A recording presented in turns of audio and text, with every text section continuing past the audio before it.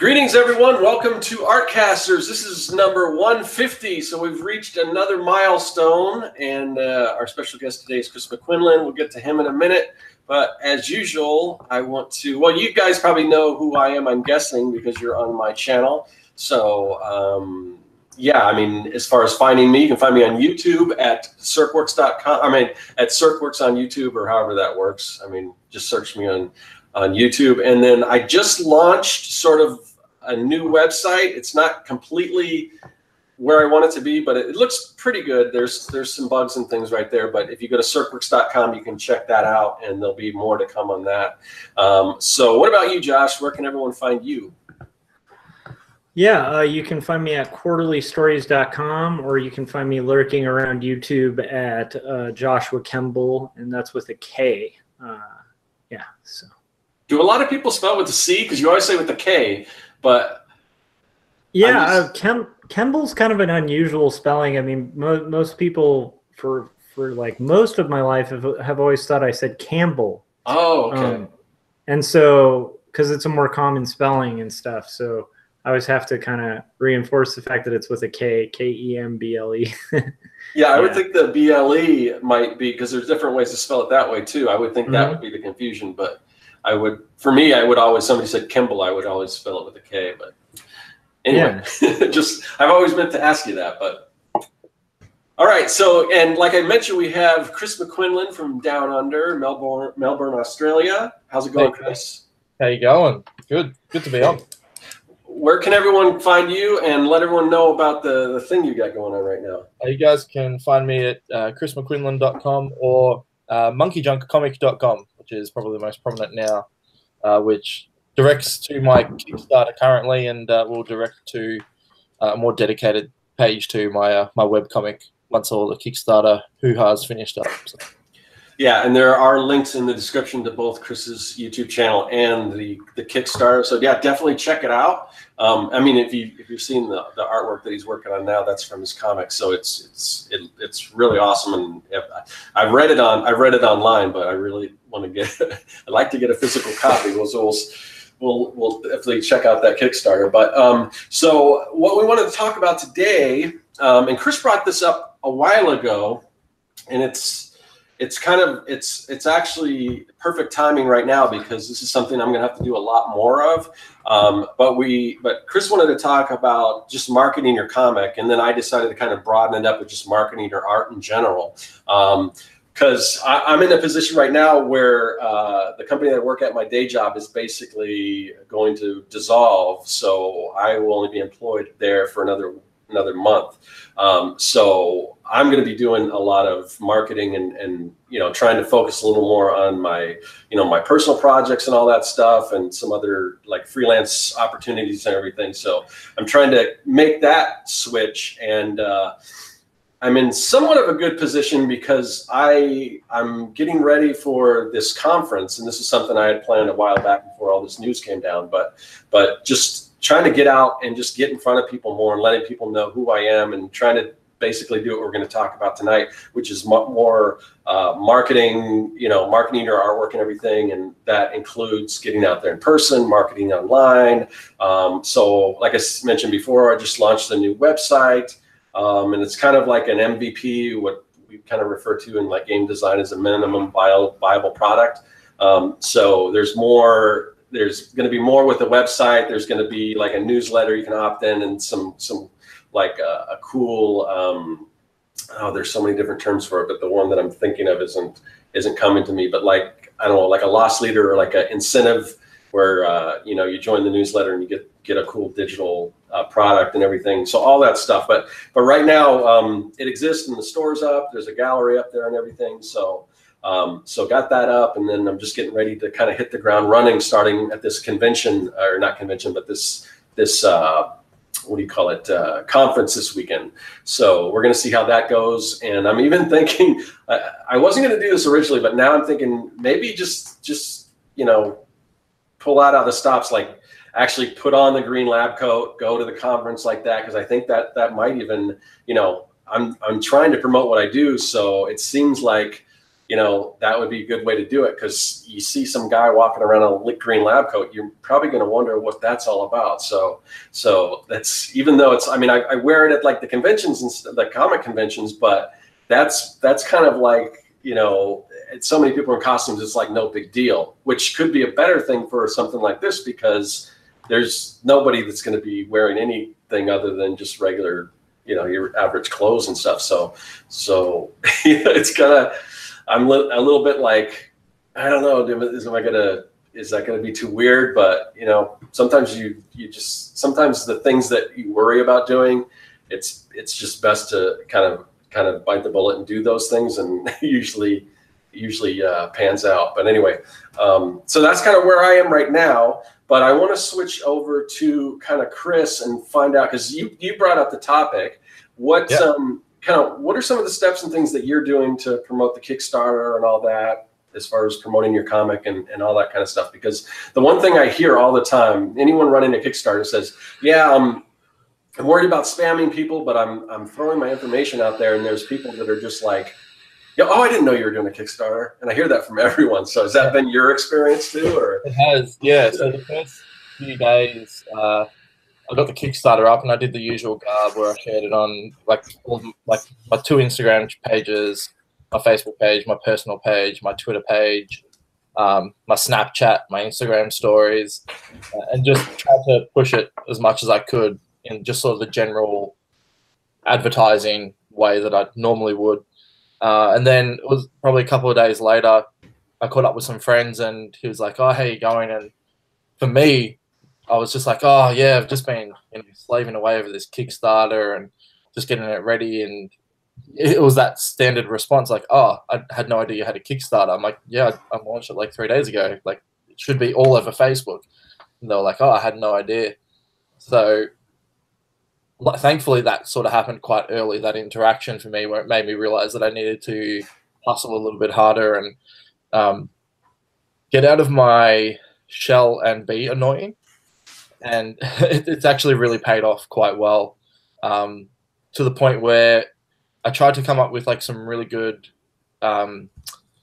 just little spiels that I could do a copy and paste of, because trying to reach out to, you know, over 300 plus people directly, as my plan was, there's no way I was going to be able to interact with them all individually as much as I would have liked to add that personability to it.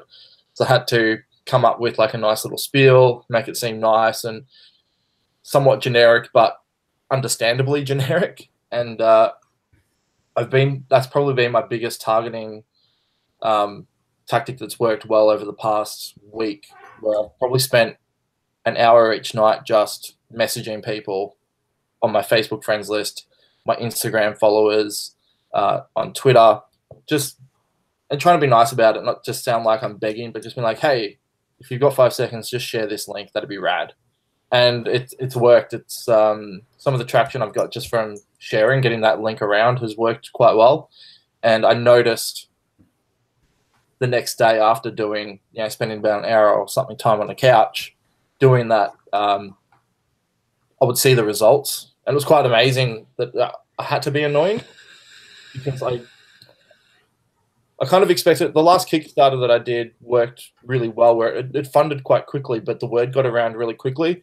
This time it didn't, and it probably due to certain algorithms on social media platforms, and I don't know how reach works these days with them, but I really had to do a lot more legwork than I did last time, and I'm working a lot harder, but I'm seeing results from that work, which is nice. It's rewarding. It's when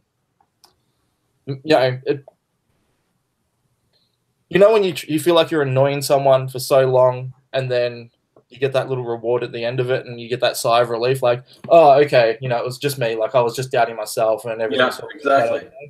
That's kind of what I'm going through. If I go to this conference and wear the green lab coat, it's like, is it, for some reason, part of me is like worrying about that, but it's kind of those type of things that you do, the things that you're worried most about that have the biggest payoff. So it's like you think it's a big deal, but it's really not. Like a lot of, I mean, and it's weird because I do that whole thing on YouTube all the time, but if it's like an in-person thing, it might be a little different, but you know, but also sometimes it's fun because, I mean, sometimes like when I do like Halloween and stuff, like if I dress up as somebody or whatever, like I'll get into it and I'll do like the voice or whatever the character is and everything. Cause it's kind of, it's like, I'm not myself. I'm like out of my body. I'm somebody else. So at like a lesser extent, I think that might be what I go if I kind of go in that mad scientist persona to an event like this. So yeah, I think I'm going to do it. Well, and then I'll let you guys know how that panned out. I'm guessing that I'll say, oh, it went well, because so many times it's just those little risks you take, and it's those things that you worry so much about, and once you do them, and after you do them, it's like, oh, I'm so glad I did that. There's never been too many times where like, oh, I wish I wouldn't have done that. You know, it's always, oh yeah, I'm glad I did that. So and at the time that you're doing that too, that whole mind process for you, that's 100% of your time. But all of the people you interact with, that's only about 2 minutes of their time. So if you can create something memorable, like the green jacket, you've only got their attention for 2 minutes, so you haven't really bothered them for too long, but they'll remember you. Like, so I don't know if your mind works in the same way that mine does, where it does get to you and you're like, is this a good idea? Am I making a fool of myself or not? It's like, who cares at the end of the day? But you said it before, you might regret it by not doing it. You'll wonder why, like, oh, should I have done it? Maybe I should have now. Oh, I'm an idiot. Oh, no. But if you do it, then bam, it's done. And I reckon it's a good idea. I think it'll work out for the better for you, for sure. Yeah, and like I kind of remember this happening like with Jeff Lafferty with his crowdfunding and everything, and he was like, it didn't look like he was going to fund at all. And he said, well, what the heck, I'm gonna reach out to some people that have a little bit of fame attached to them that I maybe have talked to before, but we're not super good friends. But what the heck, I'll reach out to him, and he did, and it ended up paying off. So yeah, I mean, sometimes that's the one thing I've been hesitant about, actually, is contacting people that I know who have a little bit of traction. And it's like, I don't want to feel like I'm using them, but like, it would really, really help if I could get them to share that link around. Right. Yeah. So like something that this is reminding me of is like when I was first starting out in illustration, I had these business cards printed out, and because I was aware of like the fact that, as cartoonists and stuff, we're pretty introverted, I actually printed on my business cards, and it's been on my business cards for like the last 15 years, actually more than that now, where it just says shameless self-promotion on my card. And that's actually worked really well. Like I left it, initially I had it on there as like kind of a joke, but then that actually would cause people to like stop and like double take, because most people wouldn't do that on their business cards. Maybe more so now. But at the time, like that was a real like moment where they'd be like, okay, actually this guy seems like he'd be fun to work with, So like, and similarly, like when I had my first comic coming out, I contacted like a bunch of cartoonists that I really admire, who I had no place contacting. And a couple of them provided me with pull quotes, and like Neil Gaiman like mentioned me on his blog, and I don't know why, but I sent him an email at the time, and he mentioned me on his blog, and that led to like tons of sales. Just, he didn't mention it as like good or anything. He was just like, hey, and this guy's just got the Zarek and has his book out, and so, I think like just like hustling, dude, like that's the name of the game. And like, actually, I think that's what publishers look at too. So I think like the more I mean, don't be a used car salesman about it, but at the end of the day, like I'm totally in line with what you were saying, Scott, where it's like, I've never really had a moment where I've regretted doing something that was bold. I've usually had other moments of like regretting, oh, like I had that moment where I was in front of that person and that gate was open and I didn't go through, Exactly. Yeah. So that's the kind of stuff you'll regret. Not, you're not going to regret, like, you go to this thing and worst case scenario is like a bunch of uptight assholes are like, oh, we don't like that jacket. Yeah. So worst case scenario, you've maybe you're turning off the right people with that. Best case scenario is you leave an impression, and yeah, and like you said, this might be a fun guy I'd like to work with. I mean, it's, part of me is like, oh, is it too what's the word, like too gimmicky or something? I mean, if you understand the whole thing, then I don't think it's so much of a gimmick, because that I have a passion for doing this, and exactly that what CertWorks is all about, the old Mad Science Supply Company and all that stuff. So if I can get people to kind of understand that, I don't really think it's too gimmicky, Well, there's a reason gimmicks exist. What's that? There's a reason gimmicks exist, because exactly. Yeah. It sounds bad, but to stay humble when you're trying to market yourself, you're not going to get too far. Right. Unless the work really speaks for itself, sometimes you need to speak for it. Yeah, I think it's a dose. It's confidence, and it's also some, not humility. Confidence, but you just want to just be polite. You don't, not arrogant. Confidence, but not arrogant. And just and I mean, I've been doing this long enough that I'm confident enough in my work so I can speak confidently about it. And it's not, I can say it's, I'm not the best at this or that, or there's a lot of other people better, but I know just because I've been doing this long enough, I know my work's at a certain level that I can do that. So, and that kind of leads to a question for the people that maybe aren't quite at that level. How do you get that confidence if you're not exactly, so sure about your work, or maybe you're just starting out or whatever. I don't know. I don't know if you guys, it was just posted today. Will Terry put up a video with a guy who's one of his students. Did you see that video? No. Yeah, I would check it out. I mean, this he seemed like a young guy. He's one of Will Terry's students, and he just seemed like a really outgoing guy. And he was just out there talking about, he would basically just go into companies, like game companies, and like, hey, is there anyone I can talk? Can I talk to one of the people in the art department? Maybe take them out to lunch or whatever, and just offering to take somebody out to lunch and a lot of people were receptive to that. And he was talking about one time where he was, I guess it was some sort of an interview. It wasn't like a typical job interview, but it was some kind of thing where it was set up where he went to talk to somebody about a possible position, and he was doing a sketch while he was, talking to this person.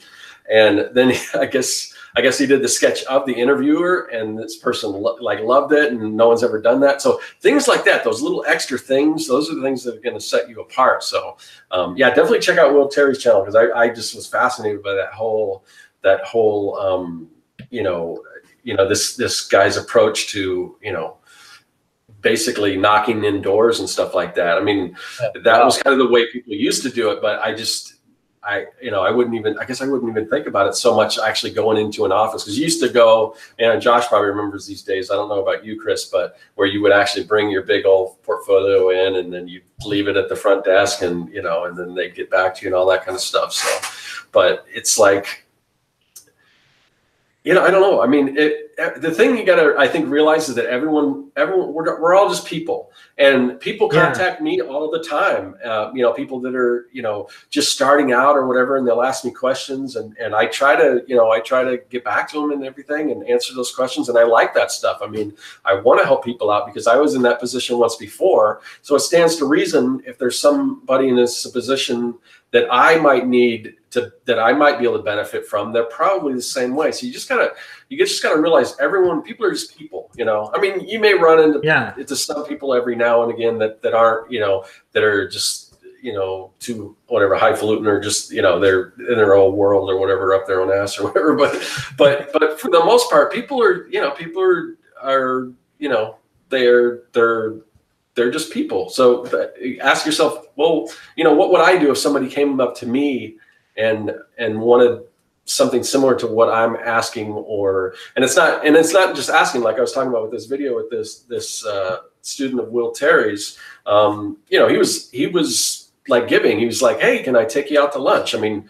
somebody came up to me and was like that. I'm like, sure, you know, I'll tell you everything you need to know. I mean, that's but I thought that was kind of a cool tactic. So, not yeah, that everyone can is. afford to take somebody out to lunch if they're just starting out. But if you can, you know, that's expensive.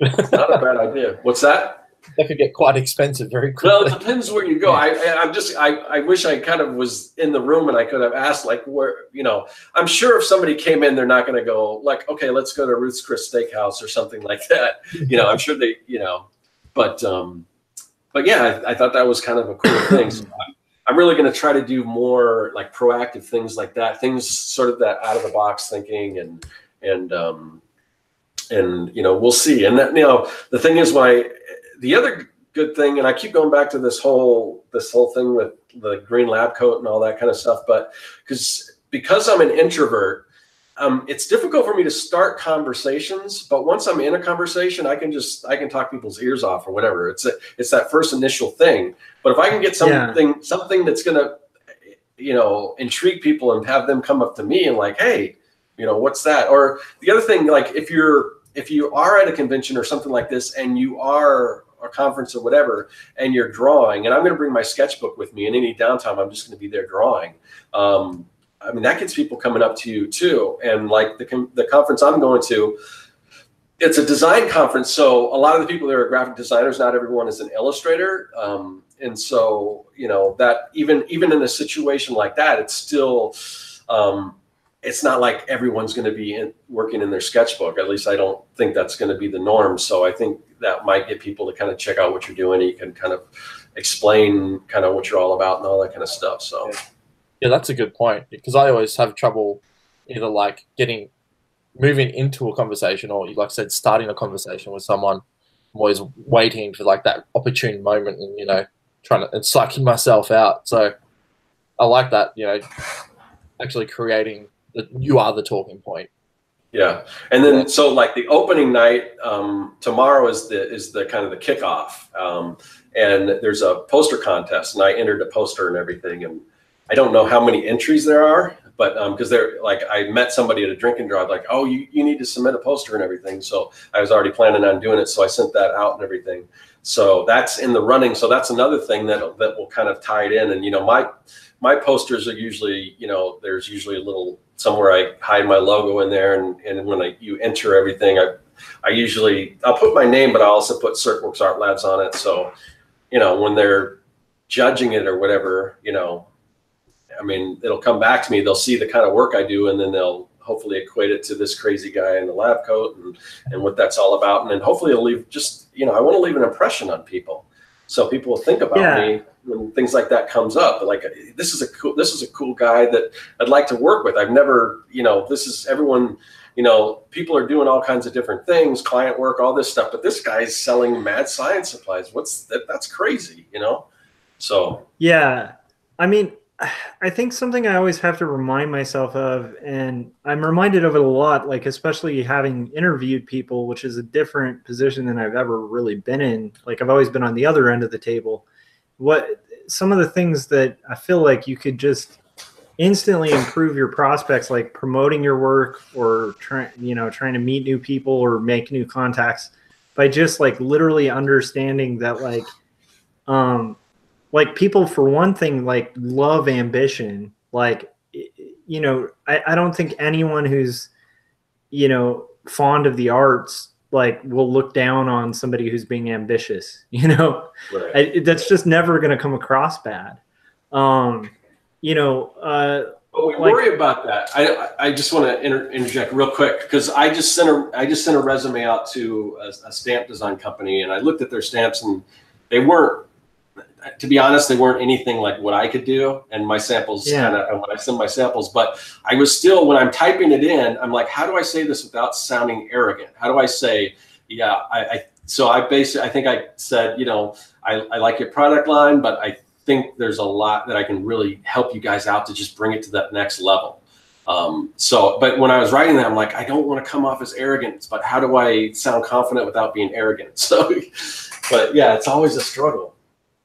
Yeah, I think part of it's just framing it from the perspective of the person working there, you know, like, so you're working there, like most likely at this place, like the person who's going to be hiring or interviewing, you know, at that kind of thing would be an art director. And so, like, you know, just like any other human being, they're also going to be concerned about their job. So when they're looking to hire you, they want to see, like, are you going to be somebody who's compliant? You know, are you going to be like a nightmare to manage? Or, and also, are you going to make their job easier? Right. You know, so like part of it's just like, if you're like, you come in, you're ambitious, but you don't look like the kind of ambition that's going to like claw after their job after like a week on the job or something, you know? Right. And you don't seem like unrealistically, like, you know, like, cause I've also, you know, interviewed people who are like fresh out of college and their portfolio is just not quite there, but they're like, you know, they interview as if they're like the second Jesus or something. And you're like, I don't know, dude, like you need some work and you need like a moment to like look at your stuff, you know?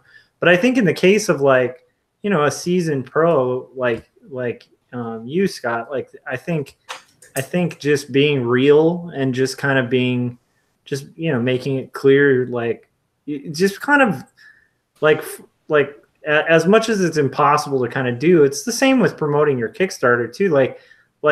And I think we all get ourselves in a hole. At least I'm thinking about myself. I get myself in a hole with that kind of situation and get anxiety about it whenever I get in the point of like, almost like making myself more important than I am. I don't know if that makes sense. Like, for instance, like with the Kickstarter, if I were having a hard time getting something kickstarted, I would take it personally at first and be like, oh, everybody saw the link, but just didn't like it. You know, that's just like the way my brain works. Whereas the reality is exactly the same. Sorry, what? I'm exactly the same. Yeah. Whereas the reality is like people probably just didn't even see the link, you know, so. I was just going to say, I didn't know about Chris's Kickstarter until he reached out about, you know, possibly getting on the Artcasters and everything. Because to be honest, I'm really not on Facebook that much, you know, and I miss a lot of things because I'm just, Facebook's not my thing. If people reach out to me, either email me or they like comment on YouTube, those are the places you have a better chance of getting a hold of me because I always try to respond to YouTube. But the problem is not everyone uses the same social media. Not everyone knows what, you know, kind of your preference is. So it's really hard to keep track of all these different things. So you really have to hit all of them, you know. And when I'm doing a promotion, I mean, I'll be all over Facebook and I'll be all over Twitter. Like right now, not that this is a promotion, but I'm doing Inktober, and I saw Paul Kajeji's in the chat. He was talking about doing Inktober too and getting a little head. And I'm trying to do that too, build a buffer, but because I got so much other stuff. But so I'm doing Inktober and I'm posting, and you know, and then you know, like, oh, I forgot to post it on. I got to also post it on Facebook and Twitter and all this stuff. So when I'm doing something like that, I've got to, you know, I'm really proactive about trying to get in all the different social, you know, networks and stuff. But I'm not. But usually, I don't know, Facebook and Twitter, sometimes there's just too much stuff there that I don't want to see, that I try to avoid it, you know. But yeah, I probably spend most of my time on Instagram. So me going to Facebook almost seems kind of silly because I don't post enough to get any traction to anyone anyway. But I'm going to go there to do it. But yeah, I made that same realization with Facebook when I started direct messaging everyone. I was like, well, it seems like a lot of people use Messenger. So this is a good avenue to get them at. So even though people have Facebooks, they don't use them. But the Messenger platform within Facebook, you know, maybe 70% of people have them on their phone. So you're almost directly accessing them by, you know, almost like a text message, which has made a huge difference. Yeah, and I think like that's the key, is like stepping back and like, at least for me, like even inviting guests on this show, like there's been a few times where I've invited people who ended up on later on, but you know, who I'm like actually friends with, but like I wouldn't get a response instantly, and instantly in my head I'm like, oh, I probably just came across as a loser. You know what I mean? Like, it's all this negative self-talk comes into play, as opposed to just like, so what I've been learning to do is just kind of like step back a little bit, step outside of my own self-absorption and be like, oh, realistically, like they just didn't get the message because people are busy. Like they're hustling themselves. They're like, you know, like half the people I know, especially creatives, you know, like we're always like hustling and busy. And so it, you know, I guess the point being just like remembering it really isn't personal. It's like everybody's kind of stuck in their own little loop with their own little struggles. And so like when it comes to marketing and stuff, you know, like doing something that is going to make you kind of stand out, especially for your fans or people who are supporting you, like they, you know, your fans want to see your stuff, you know, and if they're following you on social media, there's a reason they're following you, you know? So I don't think it's bad to kind of hustle and do that, like to take that step to like, you know, have you had anybody who's just like, don't message me, you know, like from that experience? That's sort of been one of the things that's really been reaffirming to this whole experience is I haven't had one person actually come at me and being like, how dare you annoy me with your stupid Kickstarter. Yeah, because you wouldn't, right? Like, haven't replied, and that was it. And I was like, you know, that doesn't bother me at all. I'm like, cool, it's not for you. We could. There hasn't been a really confronting negative experience from marketing, and that's actually like going back to what you asked before, Scott, about like confidence and gaining the confidence. Just by actively doing the process has made me more confident in doing it more and more. Yeah, it's like baby steps, you know. If you're nervous, just start small. Just maybe reach out to, you know, one or two people with something not too life-changing or anything like that. And then the more you get used to that, you know, because a lot of this stuff comes with experience. Now, I mean, we're still like, I mean, you've done Kickstarters before, so you've been through this before. Yeah. So, but it's still, some of that still sticks with you. And even though you should know better, it's still like, oh, do I really want to message this person twice? I already messaged them, you know, but it's like, you know. And you know what? I've actually done that. I've just getting like into autopilot mode and just, you know, messaging people like, you know, 50 people in a minute, trying to get it out as quick as possible. And I've had a few people like, oh, but I've already backed it. And I'm like, oh my God, I'm so sorry. Like, well, yeah, but and you don't just approach it like, I mean, because it can be, you're not necessarily saying, like you said before, you're just like, if you just share this thing, you know, so it's like, you don't necessarily have to have backed it or whatever, but if you're, and the good thing of, one thing you want to try to do if you're doing a Kickstarter or whatever is try to have some kind of update that's not necessarily like, you know, would you share this, you know, you want to do that too, or back it or whatever, but something different. So it's like a different round, like, oh man, so this is something totally cool that just happened that has to do with my Kickstarter, and I'm just sharing it. Like, oh, I just got featured on this blog. You want to check it out? Or something different, you know? Or, you know, oh, the podcast, I just was on the Artcasters. You want to check this out? We're talking about art marketing and how I'm marketing my Kickstarter, which, you know, is up and running now. And you can kind of, that type of thing. So it's just something different. So it's not always the same message, you know, over and over again. Yeah. And that's the tricky thing, trying to find ways to market it in different ways every time. You know, it's funny. I have a friend who's an author, and he just put out a book through like University Press. And, you know, the publisher is fairly big. They're distributed everywhere, but you still have to hustle like crazy. So like literally, you know, every post this guy makes on social media is about that book. And it's been like that for like the last like 4 months, you know. And this is a friend of mine who like, I want to see updates on their life and stuff like that. But I've never really had a point where I'm just like, oh, stop talking about your book, dude, you know, because like as a friend of this guy, I'm like, I want to see him succeed. So to me, I'm like, dude, yeah, hustle your book, get it out there, you know, get interviews. Like it, like, I think that's the thing is like, I think if Corey kind of was pinning on it, but it's like that whole giving yourself the same benefit of doubt you'd extend to others, you know? Yeah. Like, I don't think any of us would think twice if like one of our friends was just like, dude, by the way, my Kickstarter's running. every day. You know, I don't think that would get on our nerves, because I think we'd be like, yeah, well, you know, you want to see that thing get funded, right?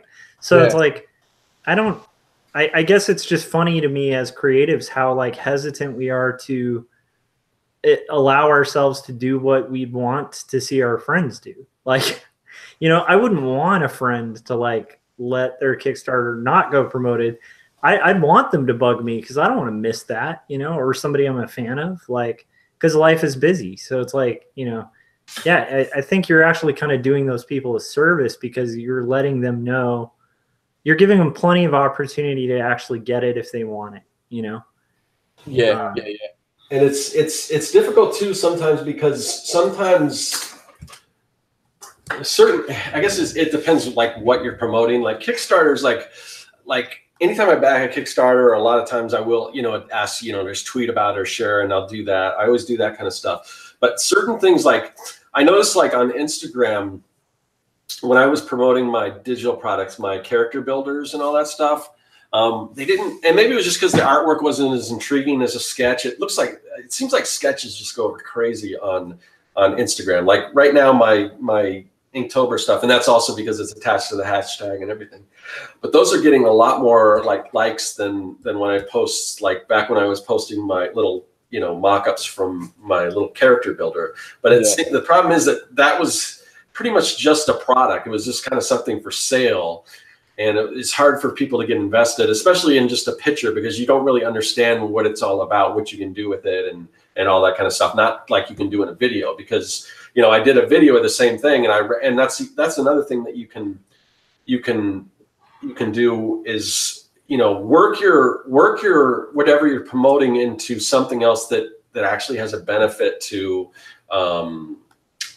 the viewer. Like if you're doing a YouTube video, like for instance, if I want to promote my new website, or when I get around to doing the setting up, you know, my newsletter and everything, I'll just do a video on like, hey, you need to set up a newsletter. These are the steps you have to do and what the benefits and everything are. And here's mine. And I use that as an example.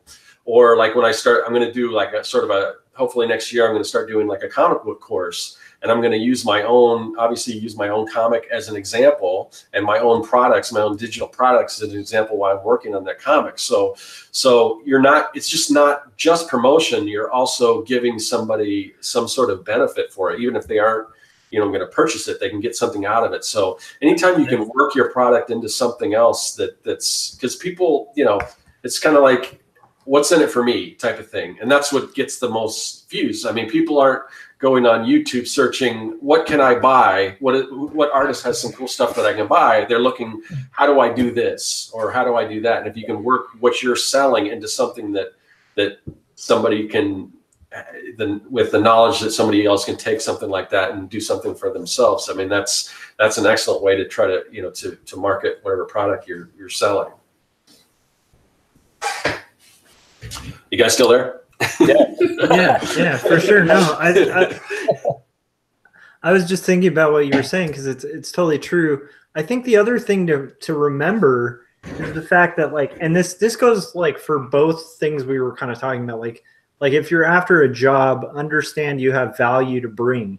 Like, so you walking into like an interview, like let's say you're going to a job interview or you're looking for freelance or something, you are providing a value. And if somebody's like, in that case, like if an employer or somebody's looking to hire a freelancer or hire somebody full time, like they're hoping that you're that candidate. So you have like an advantage walking in because they want you to be that person. And I think it's the same way with, you know, people who support comics and stuff. I think deep down people really want to see, you know, new art and new stories being made. So you are providing value in your book. So like, it's not like you're spamming people. Like most of the time on social media, these are people who you've built up a fan base of by offering value like that, so that in a moment like this, when you actually like have a product to put out, you can offer that value to the customer. You know what I mean? Because they're, you know, so like Chris, I think it's great that you're direct messaging. I had a friend who was running a Kickstarter that's like a, you know, somebody I followed their work all the time. I was just buried and stuff, and I didn't notice, that their stuff was out. With yours, I waited till I had some money. So there's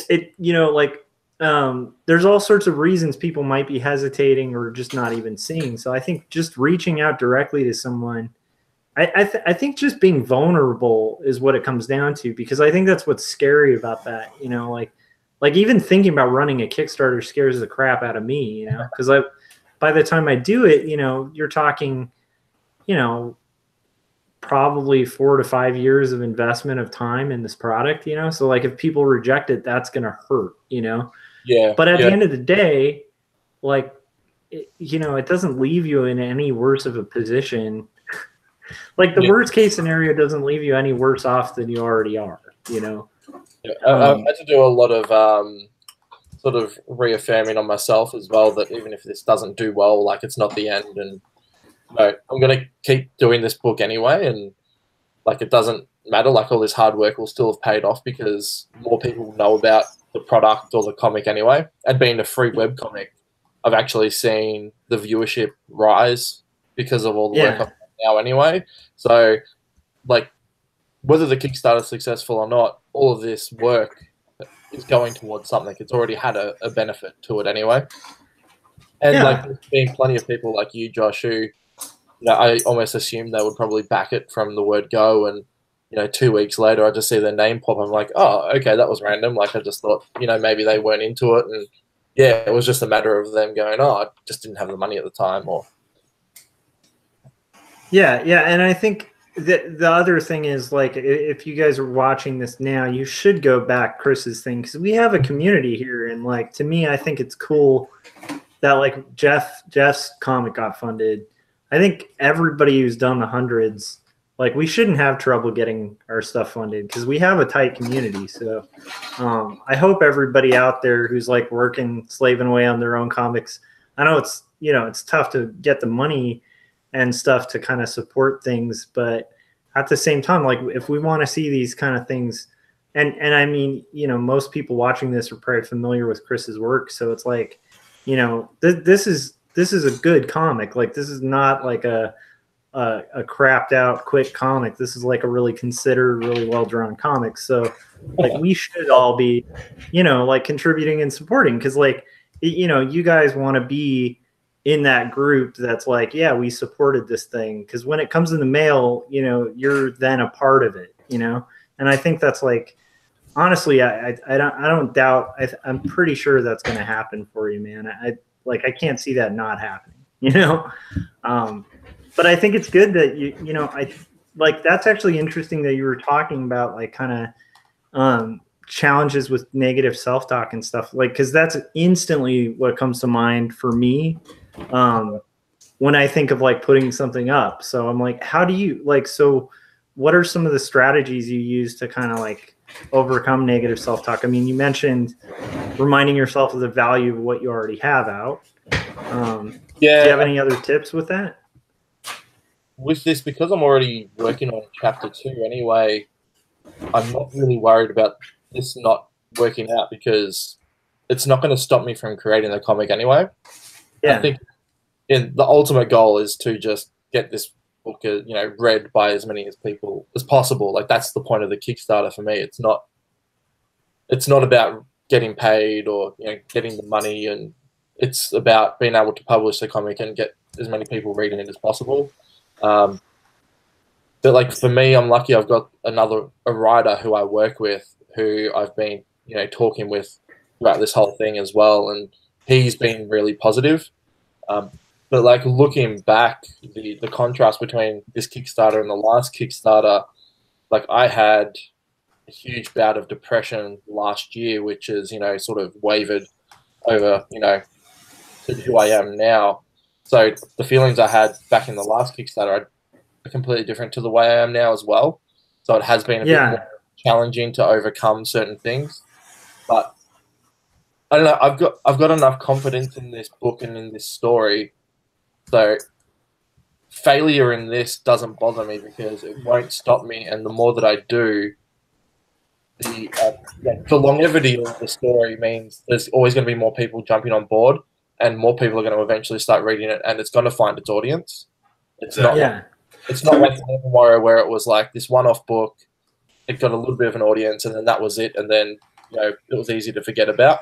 This one, I'm going to be pretty loud about it until I stop, which is there's no stop point as far as this story is concerned. We're just going to go until we feel like it's time.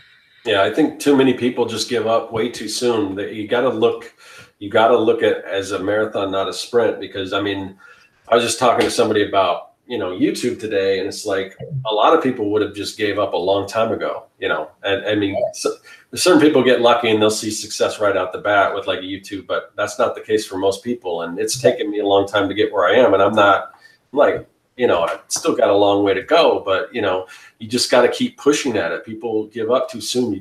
You have to keep, in order, if you're trying to build a brand or whatever, it's one day after the next, and you keep, and the audience starts to grow a little more. You see people that are more a little invested as you continue to go and stuff like that. But it's not just going to happen right.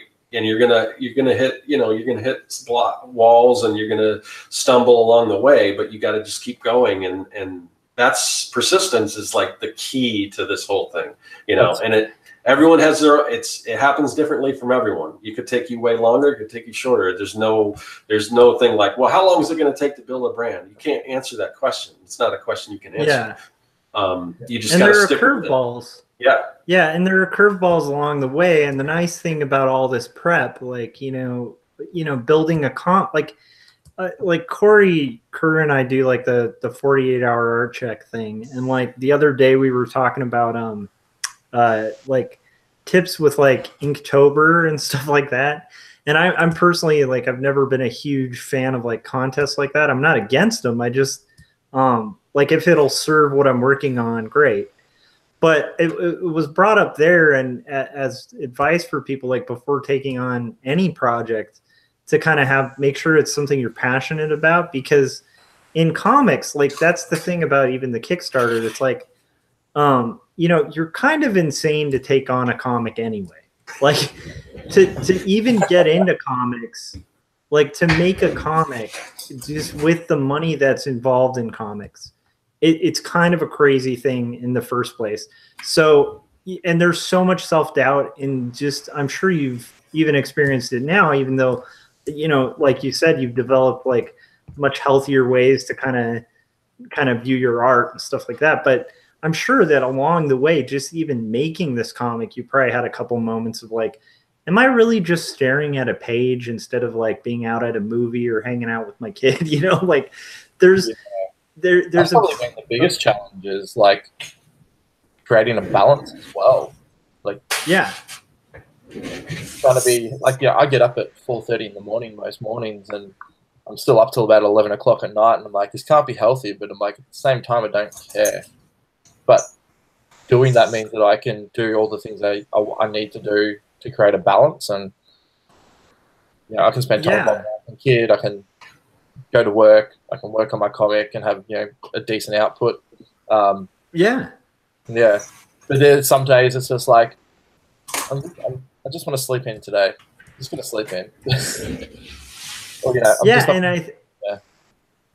So I think like there's got to be this passion that you have for your story that's kind of gotten you through that, and for your art and for comics in general, because like people who don't love comics don't do, like, if you don't love it, like, you're not going to do it, like it's literally an act of love making comics. I think that's true with anything. If you have a passion for whether it's like surfing or writing, or I've actually just been getting really into hip hop lately, and like learning about hip hop, like rapping, and like understanding how it works and wanting to do it myself. But I've barely been focusing on it. Like, if I really wanted to do it, I would live and breathe it. But obviously, I live in comics. Like, that's where my true passion is. Like, that's just a side thing for fun. But if you're really passionate, you'll work hard and make the time and figure out everything around it. Like, if you're truly passionate, you'll find the time. If you really love comics, you'll make the time. Like, you won't. you won't be like, oh, I've just had a long day at work. I'm too busy. Yeah, I'm just gonna chill out, and watch TV. It's like, nah, I'm not gonna watch TV. Like drawing's not that hard. I'm gonna chill out and do some drawing. Yeah, so like that, that having happened, it's like if you I think that's another good kind of coping strategy too when the heat's on, let's say you're like in the middle of a Kickstarter like you are currently. It's kind of a tense thing to do, but it's like just thinking back and remembering like just those daily battles that you've had to do just to even get pages done, like this is a drop in the bucket, for compared to those kind of challenges, and I think that's the key is like, like what you were just saying is so important, where you're just like, well, this thing's going to get out, regardless, it's going to get done regardless. Yeah. And I think you kind of have to have a little bit of that to really even do it in the first place. Cause like we've all seen people take on the hundreds and just kind of fizzle out pretty quick too, where it's like they really love comics for a week, To sort of swing this back to like the topic of tonight's episode, everything that we're talking about here, the battles and everything, all of that can be used within your marketing strategy on a long term as well. Like creating a personalization to your brand, which is your comic book. Doing vlogs. Like I've been doing a vlog since I started the Kickstarter, just being quite open about, my feelings and how I'm sort of really stressed out, but I'm going to try this tactic and I'm going to try that tactic, or the 100 days of making comics, where you do get into a state where you almost treat it like a therapy, but that, those videos are constantly marketing your book. And like, I attribute the success of Nevermore completely to doing the 100 days of making comics, because that was almost like a complete ramp up of advertisement right until this point that I started the Kickstarter. And you can do that over all of your social media platforms. You can get people involved and get them to, all the people who are your friends, get that extra depth and go, I didn't even know he created comics. Like, and here he is, pouring his little heart out on YouTube, and, I'm watching him make comics and this is awesome. And then they remember that comic. They, you're planting that little seed. So when you come back later on, like, hey, remember that thing that you checked out or we talked about like 5 months ago and saw on YouTube? Like, it's out now. You can buy it. Yeah. And they'll be like, oh, sick. Like, you were really having trouble with that and you finished it. That's awesome. And, that might be the catalyst that convinces them to, spend $5 on the comic. Or the product. Yeah. It's really... Go ahead, Josh. Yeah. Sorry. No, you go ahead. I was going to say, it's really important to, don't just, do your comic or whatever your project is in secret and then one day say, I'm doing a Kickstarter. I mean, like you said, that whole time you're doing 100 days of making comics, you're building up excitement about that, and with the vlog and everything like that. And, just share your work, share your process along the way. Don't be afraid to do that. And, interact with people, let people know that, hey, this is what I'm doing. This is my passion. And people will, that'll resonate with people. They'll see the kind of what you're doing and the passion, and they'll start getting into it. And I'm starting to notice more people on my YouTube that it's just like, people are reaching out to me and telling me how much like my videos have helped them and things like that. And every time I get one of those, it's just like, wow, to me, it's just amazing that I'm able to have that sort of effect on people. And it just seems like recently I've been getting a lot more of that. So, that's awesome. Yeah. So, I mean, and that drives you to keep doing more and everything, but it just takes a while. But people start to connect with what you're doing, and that, to be honest, that helps with sales too. I mean, I'm noticing more sales of my comic and stuff through the store and everything like that. And, so that stuff all helps. So don't, it's, start, even if you're not anywhere near having your comic book or whatever your project is finished, start promoting it now, even though you're not necessarily promoting it. You're not like, you can buy this now type of thing, but let people know that it exists, that it's coming, that you're working on it. So, and you're creating a back catalog too. archiving an entire process. So when you do get people who pick up the book out of nowhere, and they pick up a book in a comic book shop and head to your website and then discover you've got a YouTube channel and go, wow, I can actually watch this guy make this comic, even though you're not watching it at the same time that he's uploading them. You can, it's almost like a 100-part documentary or something when you watch those 100-day videos. Yeah. And you can get that behind this, like, it's just behind the scenes look. It's fantastic. I've done it countless times. Like, I love going back and watching some of Kevin's videos, or even yours, Josh, when you're working on the 100 days for Young and the Dead. Reading it and then actually watching those videos. Josh is doing Young and the Dead too?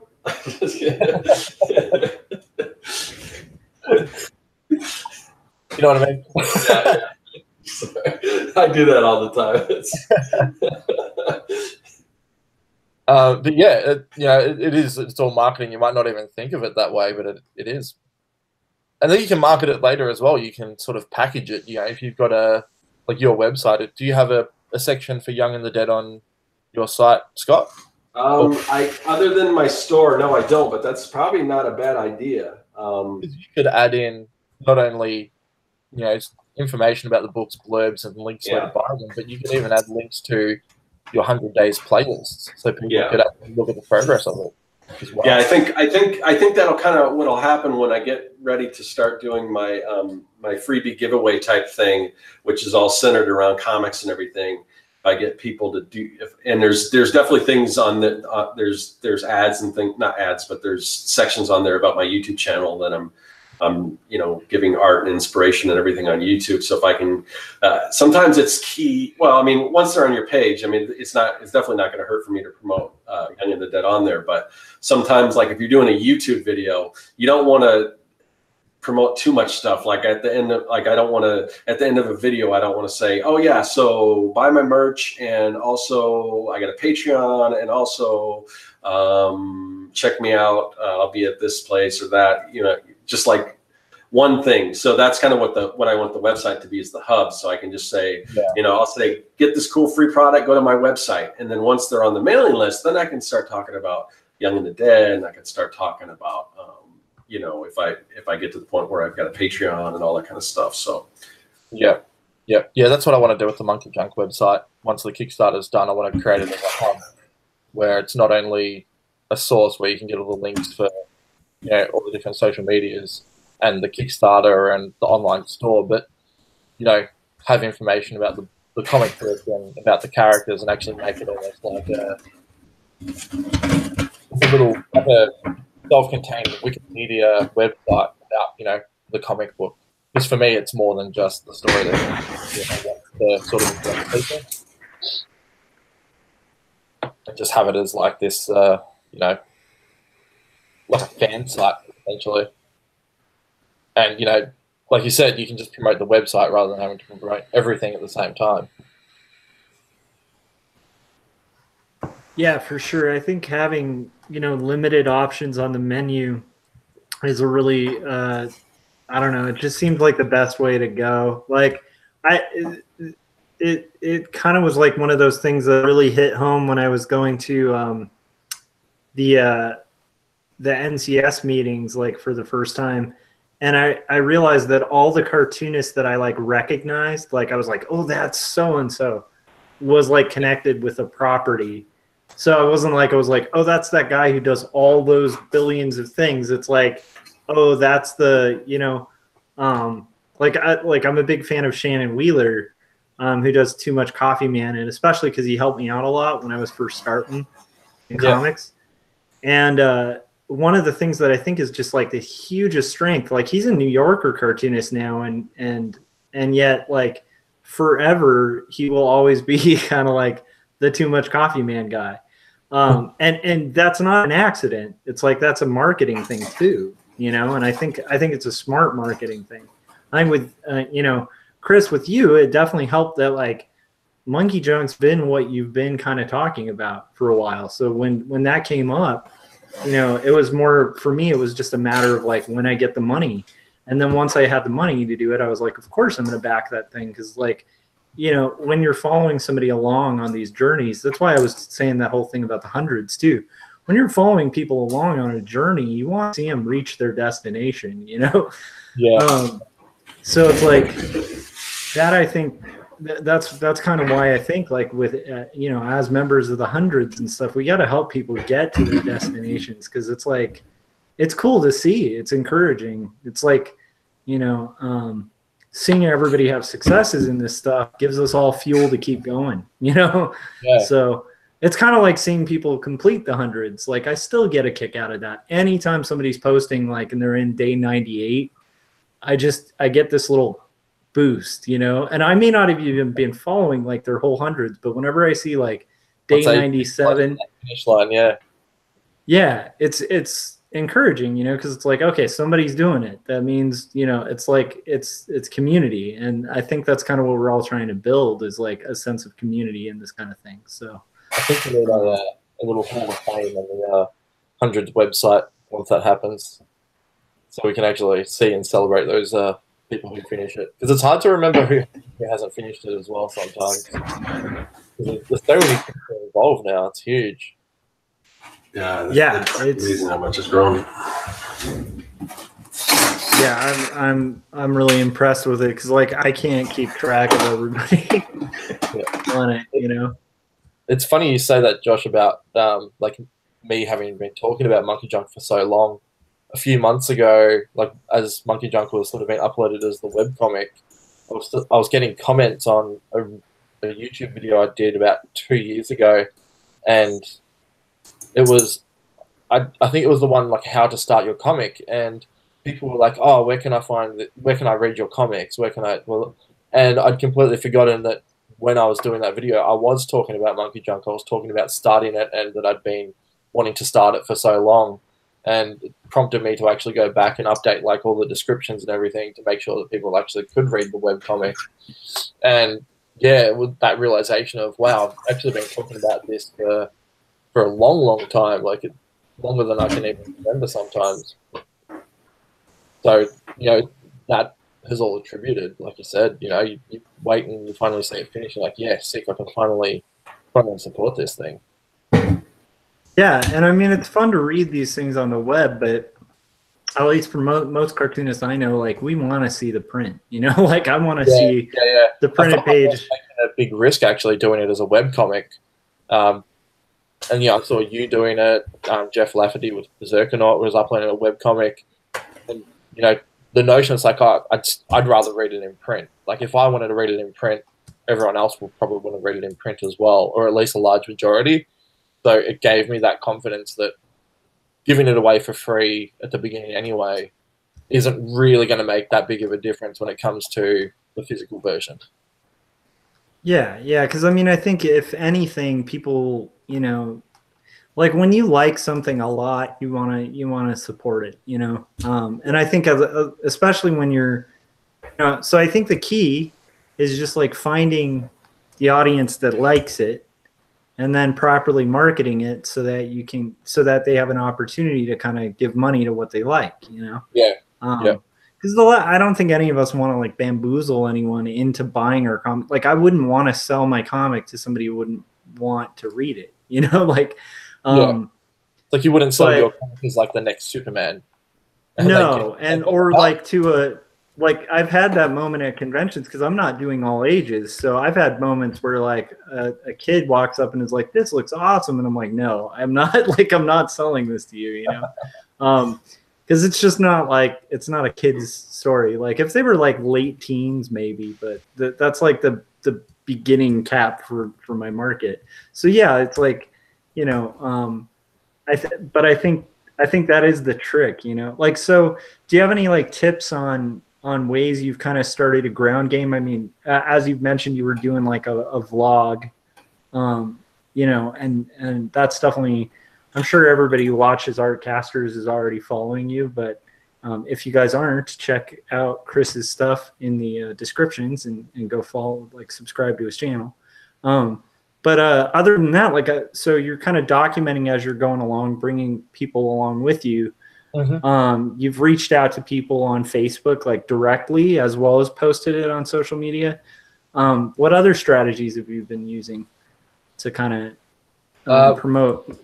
One thing I really wanted to do, and I didn't have really the time or the resources to do it, was, I wish I'd done it now, was to do a physical campaign as well, a physical advertising campaign, and get postcards printed and posted out to shops around the country. Because I had a few people asking, but it was a matter of time and money for me. You know, I was so busy putting the book together and putting the Kickstarter together, I'd just run out of time to even design postcards and get them to the printers and be able to pay for that and then pay for the postage. But that's something I really wanted to do, and I'm probably going to do once the book's actually printed, and do it as a marketing campaign for that, so people can pick it up. You know, even if they don't buy the book, they can at least take a postcard with them and, you know, check out the website and read the book online. But I think that would have made a bit of an impact as well, having something that I probably would have set it up so it's almost like a mini print with information on the back, so people just feel like getting some free artwork, kind of like if you were, you know, doing a handout for, you know, illustration work as a freelancer. Same idea, but just, you know, to promote solely the comic. Yeah, I actually did use that tactic with, well, not for funding, but when I finished Numb, I created a like postcard that also functioned as a press release. So a typical press release is going to give you your pitch anyway. And so since I was going to have to run these things off and send them for reviews and stuff, it was like, you know, I just ran a bunch of extras so that I'd have these freebies to kind of give away to people at conventions and stuff like that, you know, because that definitely helps. I never thought of doing that for a Kickstarter, and I like that. I don't know. I'm kind of a fan of the out of the box stuff like that, because that sounds like that might be effective. But I could also see, like, at the end of the day, you're still prohibited by, like, time and resources, you know? Yeah. Like, you've almost got to print them at the right time, post them out at the right time before you launch it. So by the time people are picking it up, they've still got about 30 days to back the project. You know, like, it could sit in the bag for, like, 2 weeks before they even look at it again. So it's definitely risky. I mean, you could probably battle that with, like, giving them something that they can just, like, prompt them to look on their phone or something like that. Like, I'm doing a couple of conventions in November and December, and that's one of the things I wanted to do, was actually do little Monkey Junk business cards to hand out to people. And on the back, I don't know if you've seen the graphic, which is on the Kickstarter, of like, it's just a mock-up of an iPhone with the Webtoons website. And I'm just going to put that on the back. And it's just going to say, read the comic right now before you leave, you know, before you leave the show or something like that. So it might prompt them to actually pull out the phone, download the Webtoons app, and, you know, read the comic then and there. And then who knows, like, if they do, they might even come back and be like, I actually really dug that. Can I buy the book? You know, maybe that could be something. Or even promote it on the table as well, and just actually have a little standee on the table that just says, you know, read it for free online right now. You know, pull out your phone and read it. I love it. That's cool. That's a good idea. Just to make some sales, you know, on the same day as well. Yeah, Scott, like, when you ran Kickstarters, like, were there some, like, specific marketing tactics we haven't kind of mentioned already that you might have utilized? Well, the YouTube thing was a big plus, and that was, again, coming off the 100 Days of Making Comics, so that was like the culmination of all that time spent on there. So that tended to help. Like, the weird thing is, I don't, you know, I probably should, and I do have plans to do this a little more, but I haven't mentioned the comic book so much lately. Every once in a while I'll do a video and I'll mention it.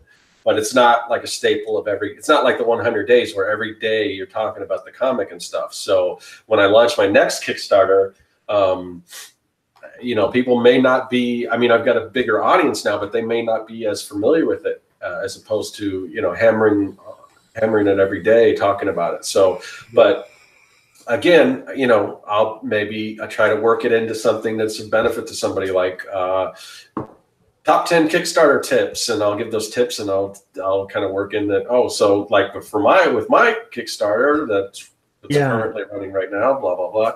And of course, YouTube people don't always watch the videos right when they're posted. Sometimes the campaign will be over, so but it's still relevant if you're giving people tips and everything, even if your campaign's not there. And now the way with Kickstarter is, and Indiegogo and everything, I think they've got that thing where you can still like purchase the comic book after it, or if you give that URL, you can, if you say go to youngandthedead.com, which I think right now, if you go to youngandthedead.com, I think it still goes to my old Kickstarter campaign. Now, I can go ahead, like if I create a new page, I can go ahead and reroute that. So whatever I'm promoting, it doesn't matter. Even if the Kickstarter is not around, you can still go and you can buy that comic. So that's, you know, that's one way to do it. The other thing I did, I reached out to some different blogs, like 80s nostalgic blogs. I got featured in a couple of those. I didn't go after any, I don't think other than podcasts that were friends of mine, maybe, like, I don't know. I'm trying to remember timeline wise, if Jeff's version, that precursor, like his Artcast that he was doing, I don't know if that was around that time, or I'm not sure. I'm sure there was some kind of podcast or hangout or something that I was probably on talking about it, or maybe, no, I don't think we were doing Artcasters back then. That was probably, I don't remember. Yeah, timeline's kind of sketchy, but so that kind of stuff, like you said, you know, I guess you had mentioned press releases. I haven't really done a lot of those. I don't know exactly how you send those out, you know, or whatever, but things like, you know, interviews. I'm trying to think what other kind of marketing. One tactic I did, which worked quite well for my last one, and was so worked for this one, was I did a retail pack. Prompted comic book shops to actually pre-purchase the books that way, which gives you quite a significant boost in, you know, in your funds as well, because it's generally a bulk amount. But I've only actually had one store back it this time around, and I've messaged probably about 15 stores. Being Australia, we don't have heaps. And the response wasn't insane. Most of them were like, yeah, we love the book, it looks great, but we'll pick it up once the Kickstarter's done. Like, we don't really do it that way unless there's, you know, a great exception, which I totally get as well. But in America, maybe, you know, you guys have probably, you know, hundreds upon hundreds of comic book shops around the whole country, so it'd probably be more fruitful for you guys over there to do it that way. And then and that's something that, like, my local comic shop, and there's a few of them that I could probably approach, but the one, you know, they said, well, we'll come in and do a signing or something, and, you know, we'll leave, you know, postcards and stuff out there when you're ready to run the Kickstarter. So that's something I can do. I don't know. Sometimes it's weird. Like, anytime you do a book signing, unless you really, and it does come back to promoting. If you're going to appear at a comic book store, don't count on the comic book store to promote it, even though I think they would promote it. But still, you have to do your due diligence and promote that thing yourself, and tell everyone, hey, I'm going to be at this comic store at this time. You know, come and show your support, and I got some freebies that I'm giving out, or whatever. Anything you can do, and if you can get people, if you can even nail some people down, like a RSVP type of thing, and even with that, sometimes people don't show up. But if you can get a good amount of people that you know are going to be there, it reflects good on you with the comic store, and that, you know, because you bring people in there, and then they're also buying other stuff and shopping and things like that. So, and you can kind of, I've heard, you know, people where they do that themselves, where if they're doing a promotion, if they're going to launch a book or whatever, if they can draw people, if they've got an audience and they can draw people into a place. I mean, sometimes people, if they've got a book or something they're going to sell, they'll rent out like go to a bar or something and say, or a bookstore or whatever, and say, well, I don't know if you can rent out a bookstore, but like say for like a bar, say, hey, can I rent out this room? I can guarantee that I can bring in this many people, and then those are people that's going to drink. So why would they say no? I mean, anytime you go to something like that and say, hey, I can bring people in, they're going to be all for it. So as long as you can deliver on that, if you can nail some people down and say, hey, I'm going to do this, and make sure that they're going to come, and you can do stuff like that. So, but yeah, you kind of have to be proactive about promoting that kind of thing. Yep. I think one thing I did whenever I send books out is I also put advertising material in with it for the comic book stores, so they actually have posters to put in their windows and postcards to have on their countertops as well. Yeah. Because like you said, Scott, like they're not actively going to be like, oh, check out this indie comic, because they've probably got like 20 to 50 indie comics on the shelf. Like, how can you differentiate between one and all of them? Yeah, especially and people are like, oh, can you tell me a good Superman comic to read, or even just ask for a good comic book? They'll generally go to something that's more DC and Marvel because they know it's going to sell.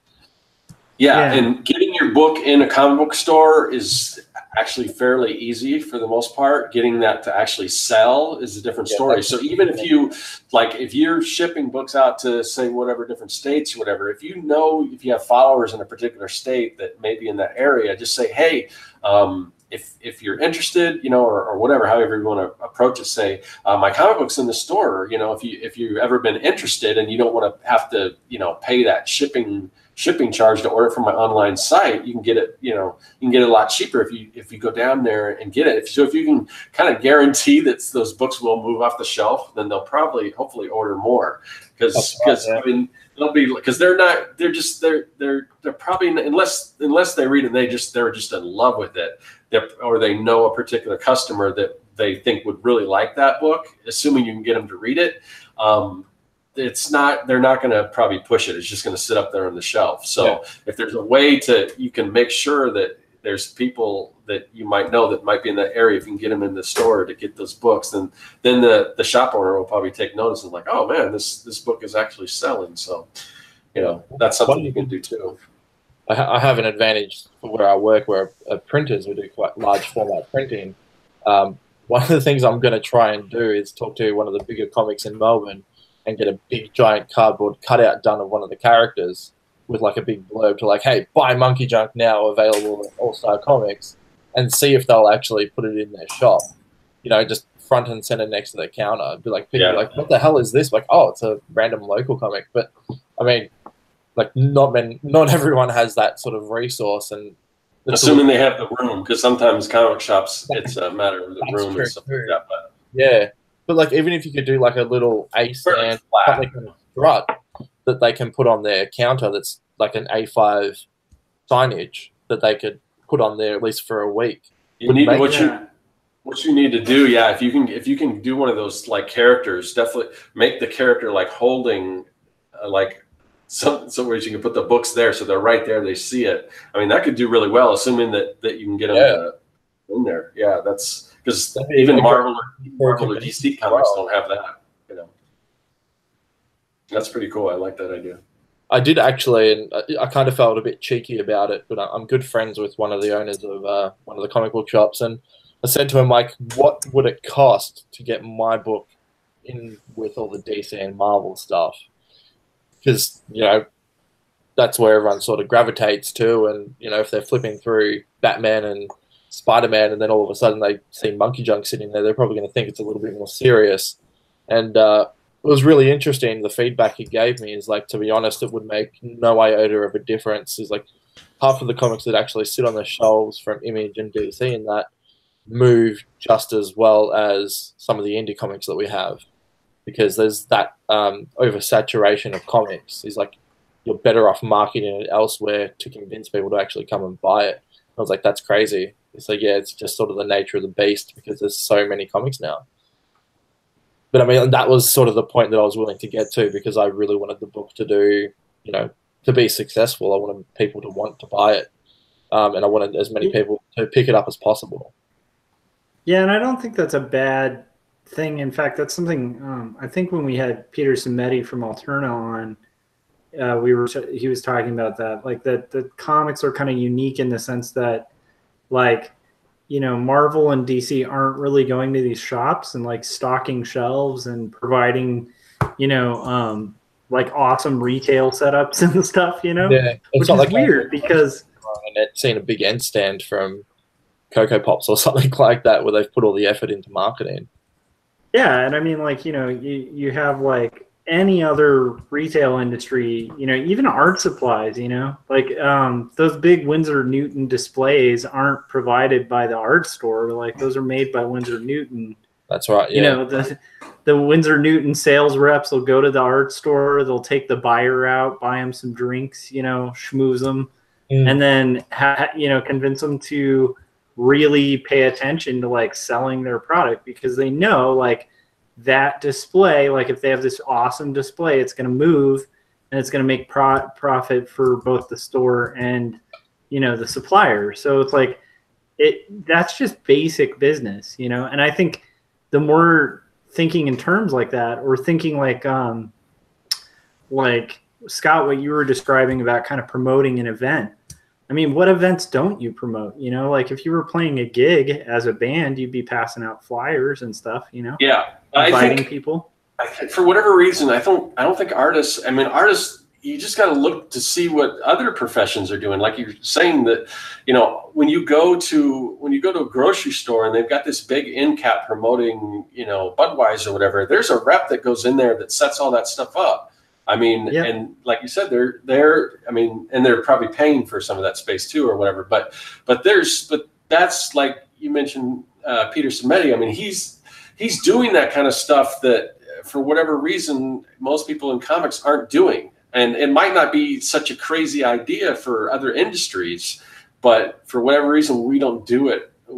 Artists aren't doing that type of thing. So I think it would help to see like what works in other businesses and other, you know, other markets and things like that, because you can just borrow from that. And it's like, and if you integrate some of those techniques, it's like an all new thing that no one's ever seen before. It's like, oh, where do you come up with that idea? Well, everyone does that in this particular business or whatever. So yeah.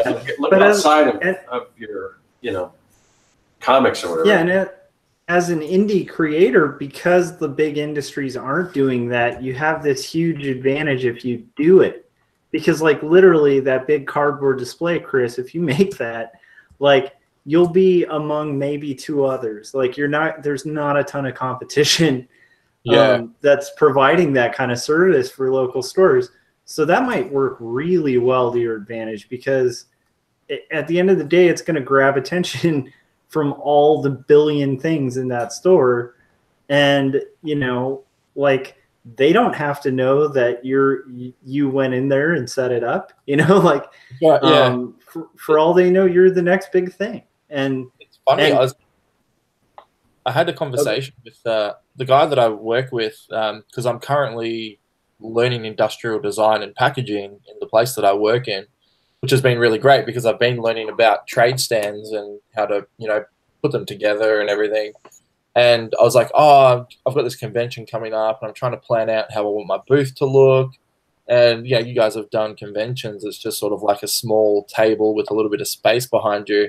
I was like, yeah, I'm probably just going to do like a banner and maybe like a couple of things on the table, like to stack the book in, which, you know, beyond most tables will probably look a bit more professional than most anyway. And he's like, why don't you just go crazy? Do like a big cardboard cutout and, you know, have like a big frame that like stands out, you know, outside and, you know, this and that. And I'm like, oh, but, you know, I don't want to scream like, you know, I'm some insane professional. I want to have a bit of an indie look. And he's like, well, why not? He's like, don't you want this to be like, you know, don't you want this to work really well? I was like, well, yeah, I do. And he's like, then look as professional as fuck while you're doing it. And I'm like, just in my head, I had that mentality of I need to look like I'm doing, you know, working really hard, but keep that indie feel. And he's like, why? Why do you need to look indie? Like, make it look as professional as possible. Do what other people are doing that's successful. Just like Scott said, like so many other industries are, you know, pulling out of the stops and spending that little bit of extra money on marketing. And that's and I mean, what I'm doing with the Kickstarter is like I have residuals incorporated into the costs. And those residuals, although they're, you know, to pay for my time on the book, all that money will just be funneled back into marketing and printing the next issue, so I don't have to Kickstart again. Yeah. And maybe awesome. That's what a lot of people are doing. They're actually putting aside a marketing cost for their comics. They're not actually thinking of the marketing side. They're just thinking, I'll just get it into comic book shops and, you know, push it on Facebook and YouTube and Twitter and that, and it'll sell. But maybe they're not just thinking about going beyond. Or the money, and they're not thinking of raising the money for that. Yeah, Chris Desitoff in the chats said, "How about a pre-launch on Free Comic Book Day?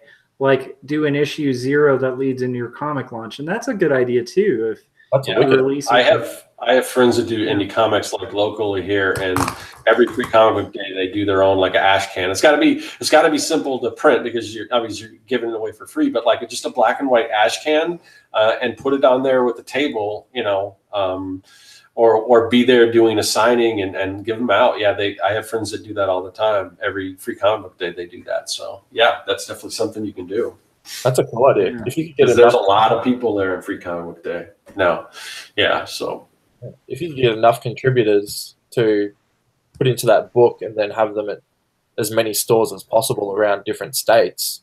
True. Well, yeah. That's the good thing about anthologies, especially like for Kickstarters and things like that, is that because it's just not one person's fan base that you're tapping into. It's everyone that's ever done that book. So yeah, I mean, even though you probably, if at all, you're probably not going to profit much from that because it's split so much, but it's definitely going to get your name out there and everything. And you know, so that's definitely the benefits of an anthology. I think people need to start seeing a lot more value in attention as well. Yeah. As sales on a comic. I think attention is really undervalued. As long as it's good. I mean, obviously we've railed against spec work and stuff, but if it's something that you're going after because you know the benefit, it's different when you're offering something for free or you're putting your efforts into something to see a certain result rather than somebody coming to you, which may not benefit you at all. So, but when it's your own product, then it's okay for you to make the call to have a loss leader. Right. But if it's someone else's product and they're asking you to be their loss leader, that's a whole different proposition, you know? Yeah. I think I don't know. I think a lot of this just gets my mind racing, and there are so many possibilities for marketing. You know, I think I mentioned on an Artcasters before that like one idea I've been having lately is the idea of like just passing out flyers, like actually doing flyering like I would for a gig back in the day. Going old school. That'd work. You know? Sorry, what? Going old school would work, I reckon. Yeah, I mean, I don't see why not. And, you know, once again, it's all ideas and like, you know, it is limited by resources, and time is a resource too.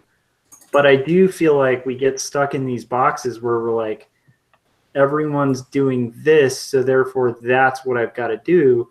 And actually sometimes like being the guy who's like, you know, bringing a giant, you know, cardboard cutout to help sell your book and front facing it.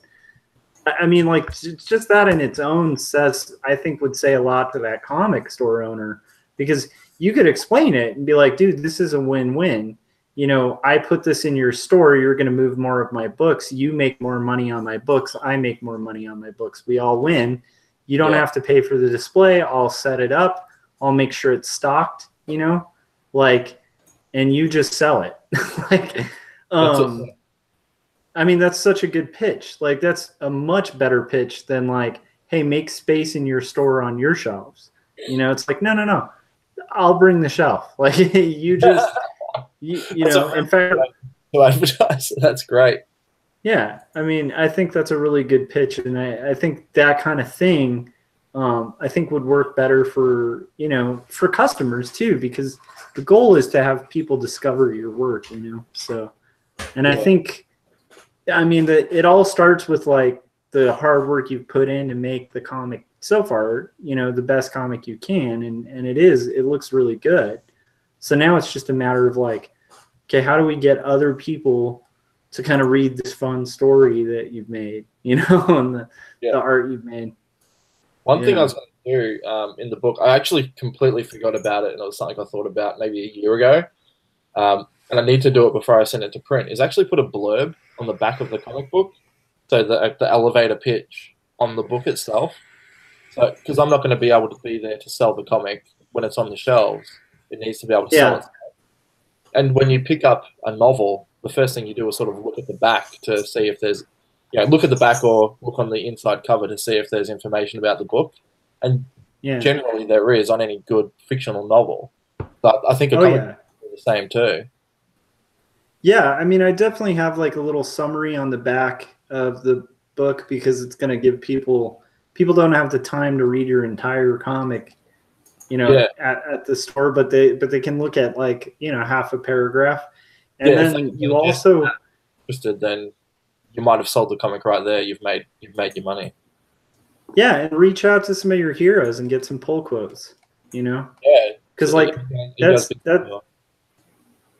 that's what's up? Are you guys busy? I mean, I'm sure anybody in the hundreds, but even go beyond that. Like reach out to like the big guys, like guys who do Marvel stuff, you know, and have them give you a quote. Like I did that and I got 2. And one of those quotes, the Shannon Wheeler quote that I got from Gnome, like was responsible for like half of the sales I got for it. Because people were like, oh, I like his stuff, so I'll buy this. Yeah, wow. If he liked it, then I'll like it. You know what I mean? So and that just literally came from like a blind solicitation of like, dude, will you read my book? And if you like it, provide a quote. You know? Yeah, I didn't even think of that. I didn't even think of that as an option. No, you should. Yeah, you should definitely like share the link. Like I didn't even think of just asking them to read it and just tell me what they thought. And literally say like I need, you know, like this is a press copy. I need quotes for my book. I really admire your work. Would you mind taking a look at it? If you like it, you know, give me a pull quote. Yeah. And like that's great because then you get the permission to put it in and you can quote it and you put it in quotes and you put the person's name underneath it and it's like, you know, and if you don't get enough of those, you can be a jackass about it and make up some fake ones that make people laugh, you know. So one of my favorites, like Chris Ware on the back of one of his comics had a quote about how it was like a negative review and he quoted it on the back of his book.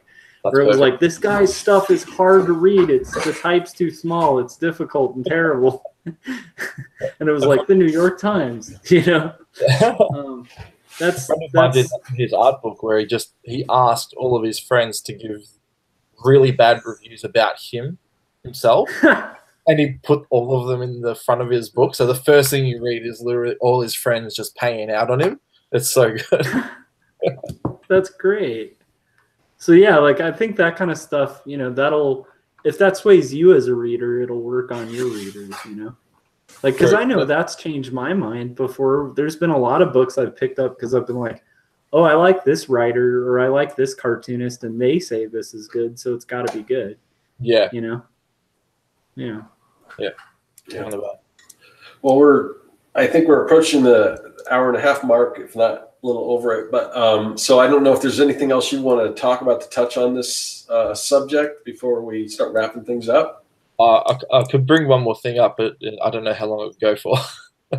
Go ahead, shoot. What is just it? One other thing that I actually want to toy with, and I've really been having trouble trying to find the right resources is online influencers. It seems to be so popular for so many businesses now to just give away a bunch of free stuff to someone who's got like 50,000 plus followers on Instagram, and then just get them to pimp out, you know, that product. I was like, well, why couldn't comics be the same? Or especially if there's a way to kind of cater it specifically to them or their interest or whatever their audience interest is.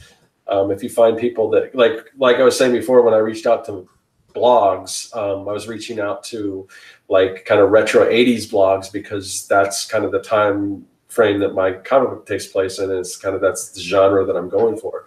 So yeah, if there's some way that you can somehow tie your book into something that they're doing, yeah. That's been my biggest challenge is I want to do it and I'm really ready to do it, but actually finding influencers who just general, you know, in that comic book scene that would actually target comic book readers or people who want to read indie comics. It really seems like a tough market to find someone big enough to make it worthwhile. Or at least I just haven't come across them yet, and I'm sure they do exist. But definitely reach out. If she's still writing, you should reach out to Heidi McDonald at the Comics Beat. That's usually a pretty good one for starts. How do you? Okay, Scott, you just kind of waxed over this, and I want to hear more info. Not to extend it too long, but I just so you said you reached out to these blogs that were kind of like nerd blogs and stuff, right? What do you mean? Like, get into that, because I want to know. Like, okay, so like, give me an example of like your cold open email. You know. All right. Yeah. So, I mean, I could, if I went back and try to find it, I could read it verbatim, but I'm not going to do that. So, I don't remember exactly, but first off, a lot of the ones that I reached out to were ones that like, also like podcasts or whatever, were ones that I listened to or I was familiar with, or blogs that I read.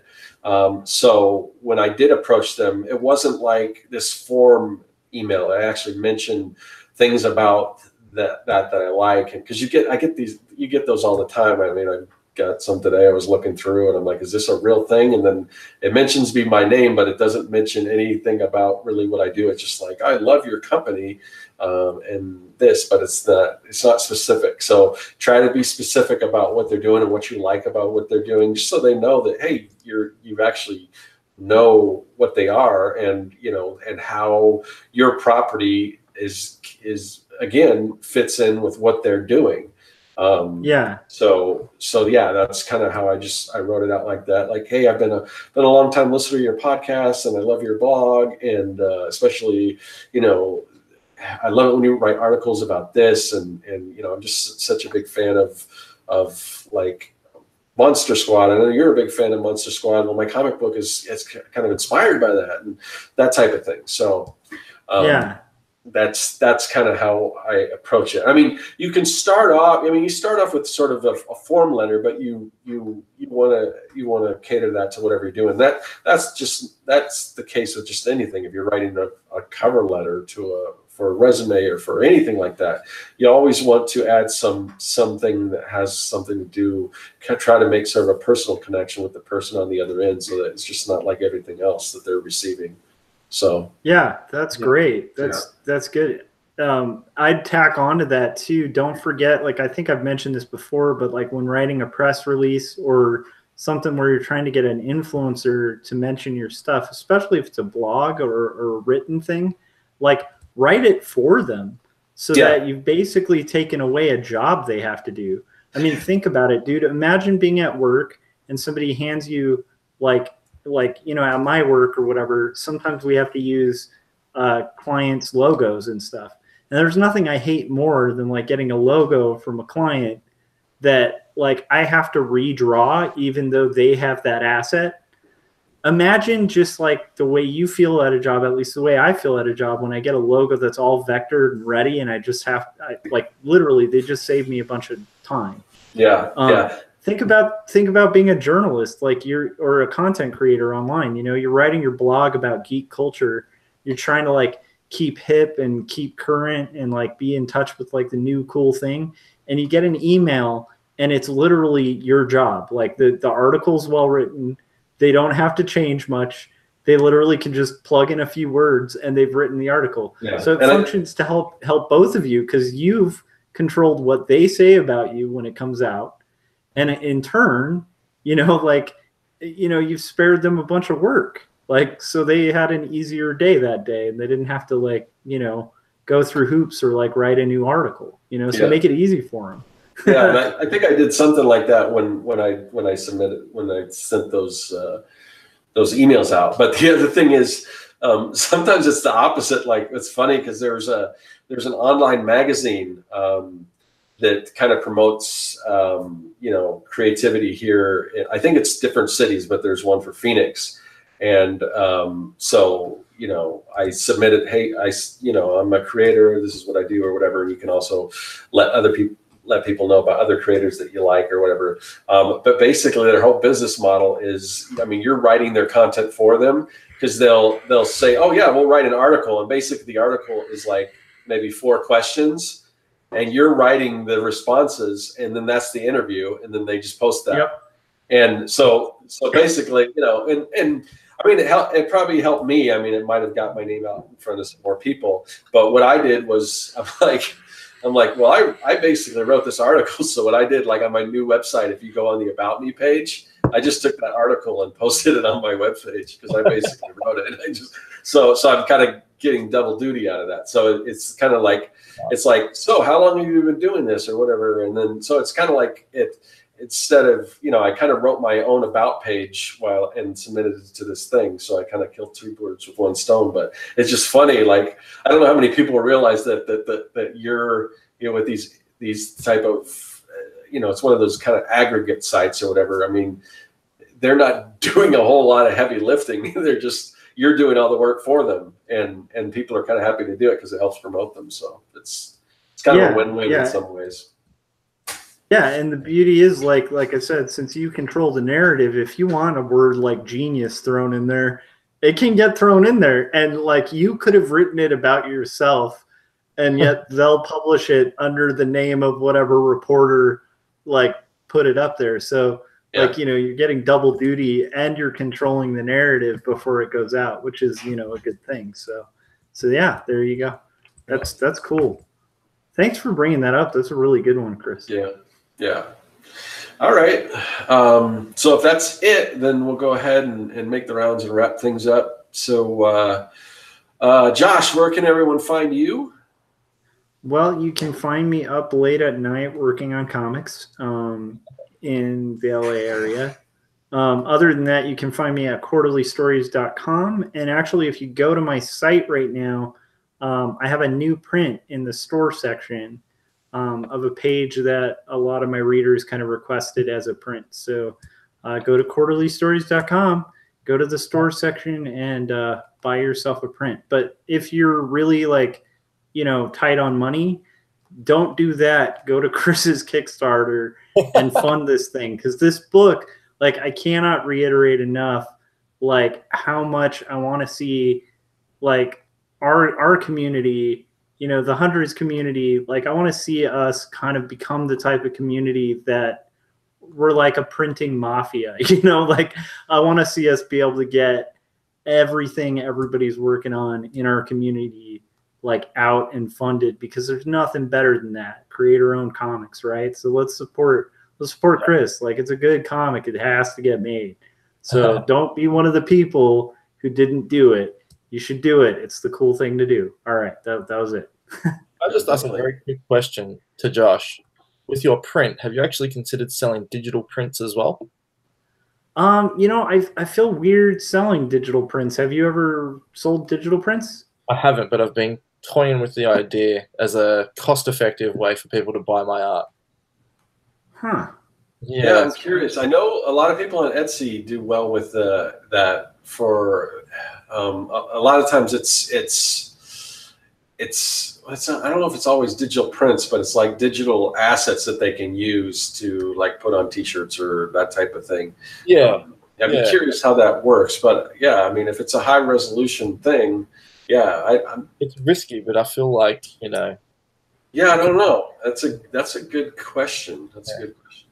Another question for another show. Yeah. So Chris, Josh mentioned your Kickstarter. So you got the Kickstarter going. We've got the link to your Kickstarter and your YouTube page in the description of the video. Anything else you want to promote, or anything else you want to talk about, or, you know? No, pretty much everything online that I'm doing now is Monkey Junk related anyway. So whether you follow me on YouTube, on Instagram, or Facebook, or anything, it's all going to be pretty much centered around Monkey Junk, because that's all I've really centered my artwork around the past year, which is, you know, I miss doing fan art and things like that, but I love this comic enough that I'm not sick of it yet, so I'm probably not going to get sick of it anytime soon. But I'm probably the most active on Instagram at Monkey Junk Comic. So if you guys want to catch behind the scenes stuff, find out new updates, we're going to have a new webcomic series purely for Instagram coming out in a few weeks' time, hopefully, which will tie in with the Monkey Junk series as well. That's probably the best place to catch me online is, Monkey Junk Comic at Instagram. But as Scott said, I've got the Kickstarter up as well, which we're nearly 2/3 of the way funded. So we've got just under a week left. So we're really pushing. It's going to be pushing pretty hard this week to get some backers. So if people want to check it out, they can just by going to the link down below or monkeyjunkcomic.com, or you can read it for free on Webtoons as well. So awesome. Yeah, definitely check it out. And as far as me, you're on my channel, so you know where to find me on YouTube. Like I said, I just launched the new website. There'll be more on that to come. I got a lot of things that I'm going to be adding to it, but right now it's I'm pretty happy with it. So if you want to check that out, I mean, there's a gallery there and a store and about page, all that kind of stuff. So it's but more to come on that. And other than that, like, you know, I'm always, every week I'm putting out videos on YouTube. So and every other week we're doing the Artcasters. And if you are curious, if you're not familiar with how the Artcasters works, we kind of go back and forth every week between Josh's channel and my own channel. So if you go to one of our channels and you're wondering why you're just seeing every other Artcast, that's because they're on the other one. Now, I know I've got a playlist of all the videos. I don't know if Josh does or not, but you can watch them that way, or you can go to each of our channel. But if you want to know, you know, when we're going to be on, because it's different days and everything, so sometimes it can get confusing. But the best way to find out what day we're going to be on, what time, and whose channel we're going to be on is to sign up for our mailing list. And we don't spam anyone or anything like that. We just usually about 30 minutes ahead of time, we'll send out like an invite with a link, so you can click on that and go to the YouTube page, because YouTube doesn't always notify people when you know, even if you click the bell and the subscribe when something's going live. So that's a good way to do it. And there's a link also to that in the description, as well as Chris's Kickstarter. So definitely click on that. And we will see you guys next week on Josh's channel for another Artcasters and another topic and another guest. See you then. Thank you guys. Yeah, it was awesome.